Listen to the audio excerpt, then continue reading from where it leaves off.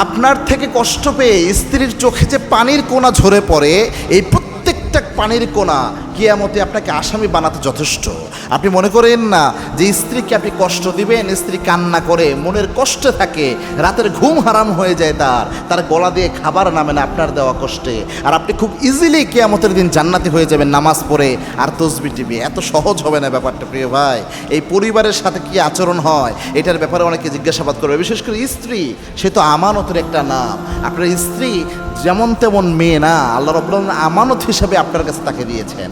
এবং কি আল্লাহর হাবিব সাল্লাল্লাহু আলাইহি ওয়াসাল্লাম বলতেন, আদ দুনিয়া কুল্লুহা মাতা ও খৈরুল মাতা আদ দুনিয়াল মারআতু সালিহা। এই গোটা পৃথিবীটাই সম্পদ, তবে এর মাঝে সবচেয়ে শ্রেষ্ঠ সম্পদের নাম হচ্ছে একজন নেককার স্ত্রী। একজন স্ত্রী সে হচ্ছে সবচেয়ে দামি সম্পদ। একজন স্ত্রীর সাথে আপনি কি আচরণ করেন, কি ব্যবহার তাকে আপনি দেন, এটার ব্যাপারে কিয়ামতের দিন জিজ্ঞাসাবাদ করা হবে। এজন্য আপনি যাচ্ছে তাই আচরণ দিয়েন না।